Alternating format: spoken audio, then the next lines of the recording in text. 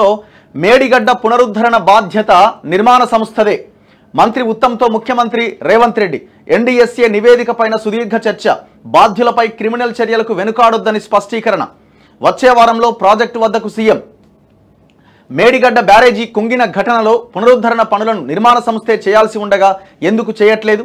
పని పూర్తి కాకుండానే సర్టిఫికెట్ ఇచ్చిన ఇంజనీర్లపైన ఎందుకు చర్యలు తీసుకోలేదు అని ముఖ్యమంత్రి రేవంత్ రెడ్డి ప్రశ్నించారు. పని పూర్తయితే నిర్మాణ సంస్థ గడువు పొడిగించాలని ఎందుకు కోరింది?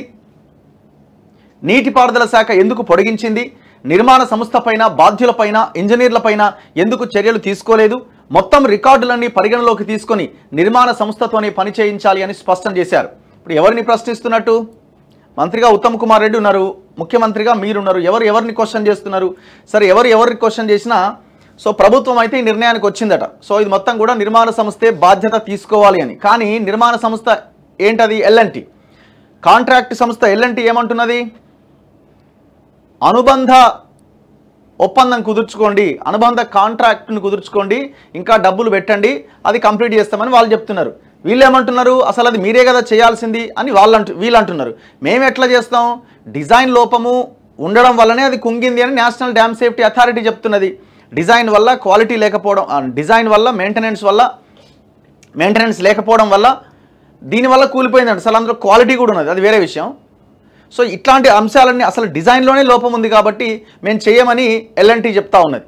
మీరు అనుబంధ ఒప్పందాన్ని కుదుర్చుకుంటేనే మేము దాన్ని కంప్లీట్ చేస్తాం, ఆ డబ్బులు మీరే భరించాలి అని చెప్తున్నది.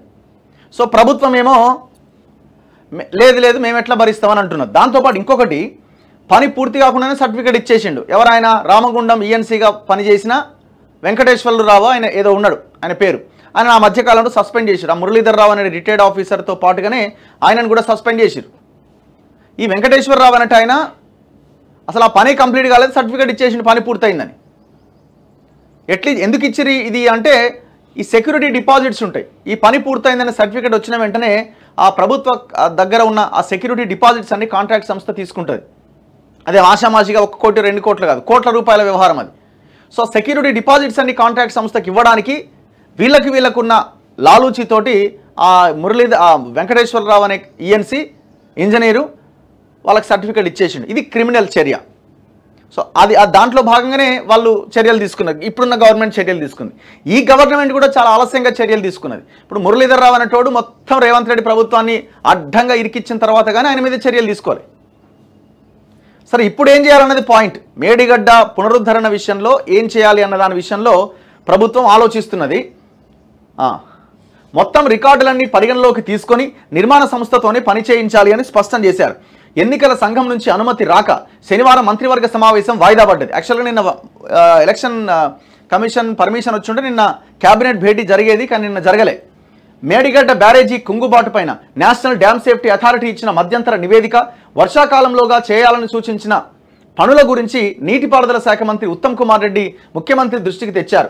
ఆ సమయంలో మంత్రులు పొంగులేటి శ్రీనివాసరెడ్డి, తుమ్మల నాగేశ్వరరావు, జూపల్లి కృష్ణారావు, కొండా సురేఖ, సీఎం సలహాదారు వేం నరేందర్ రెడ్డి ఉన్నారు. సంబంధిత వర్గాల సమాచారం ప్రకారం ఎన్డీఎస్ఏ నివేదికలో ఉన్న ముఖ్యమైన అంశాలు, సిఫారసులన్నింటినీ ఉత్తమ్ వివరించారు. 2019లోనే బ్యారేజీలకు ప్రమాదం ఉన్నట్లు తేలింది.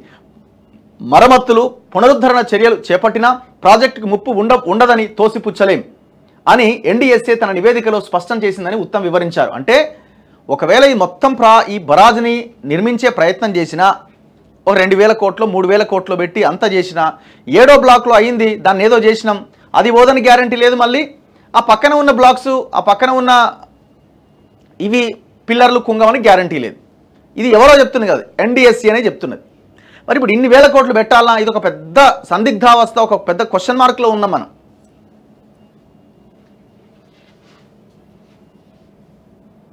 అయ్యో, మరో నెల రోజుల్లో వర్షాకాలం ప్రారంభమవుతున్నందున ఈలోగా తీసుకోవాల్సిన చర్యలపైన మంత్రివర్గంలో చర్చించాల్సి ఉంటుందని సీఎం అన్నారు. రిపేర్లు చేయాలా, ప్రత్యామ్నాయాలు ఏమైనా ఉన్నాయా, మరింత నష్టం జరగకుండా ఎలాంటి చర్యలు చేపట్టాలి అనే విషయాలపైన ఇరిగేషన్ అధికారులతో కలిసి నిర్ణయాలు తీసుకోవాల్సి ఉంటుందని తెలిపారు. ఎన్డీఎస్ఏ చెప్పిన విధంగా ముందుకు వెళ్ళాలి, ఏజెన్సీతో పనులు చేయించాలి. వచ్చే వారం నేను మేడిగడ్డ, అన్నారం, సుందిళ్లకు వెళ్తా, అక్కడి పంప్ హౌజులు పరిశీలిస్తా. ఎన్డీఎస్ఏ సూచన మేరకు 3 బ్యారేజీలకు జియోటెక్నికల్, జియోఫిజికల్ ఇన్వెస్టిగేషన్స్ చేయించాల్సి ఉందని మంత్రి ఉత్తమ్ వివరించారు. ఈ సూచనలు పరిగణలోకి తీసుకొని ప్రముఖ సంస్థలతోని ఇన్వెస్టిగేషన్ చేయించాలని ముఖ్యమంత్రి చెప్పారు. అవసరమైతే 2-3 సంస్థలను ఎంపిక చేసి చేయించాలని సూచించారు. CWPRS, NGRI తదితర సంస్థలతో చేయించాలని నిపుణుల కమిటీ సూచించినట్లు మంత్రి సీఎం దృష్టికి తీసుకెళ్లారు. రికార్డులన్నీ కమిషన్కు అప్పగించండి. 2019లోనే బ్యారేజీకి నష్టం వాటిల్లితే మళ్లీ పూర్తి స్థాయిలో నీటిని ఎలా పెట్టారనే అంశంపైన డిజైన్ సరిగ్గా లేదని, షూటింగ్ వెలాసిటీ డిజైన్ కంటే ఎక్కువగా వచ్చిందని వివిధ ఏజెన్సీలు పేర్కొనడంపైన కూడా చర్చించినట్టు తెలిసింది. దీనిపై అప్పటి CDO ఇంజనీర్లతో చర్చించాలని, డిజైన్ సరిగ్గా ఉన్నా దానికి తగ్గట్టుగా నిర్మాణం జరగలేదని జవాబిచ్చారని మంత్రి ఉత్తమ్ రేవంత్ రెడ్డికి చెప్పినట్టు సమాచారం. Design, execution, operation and maintenance, quality control ఇలా అన్నింట్లో వైఫల్యం చెందినట్లు స్పష్టంగా కనిపిస్తోందని, ఈ అంశాలకు సంబంధించిన రికార్డులన్నింటినీ జ్యుడిషియల్ కమిషన్కు అప్పగించాలని సీఎం సూచించినట్టుగా సమాచారం. పని పూర్తయినట్టుగా సర్టిఫికెట్ ఇచ్చారు. త్వరలో పెండింగ్లో ఉన్న పని పూర్తి చేయడానికి ఎక్స్టెన్షన్ ఆఫ్ టైం ఇచ్చారు. ఫైనల్ బిల్లు కాలేదు అంటే ఇచ్చిన సర్టిఫికెట్కు విలువ లేదనే కదా, దాన్ని ఎందుకు రద్దు చేయలేదని ముఖ్యమంత్రి అడిగినట్టుగా తెలిసింది. ఇందులో బ్యారేజీ ఇంజనీర్లు, నిర్మాణ సంస్థ వైఫల్యం స్పష్టంగా కనిపిస్తోంది.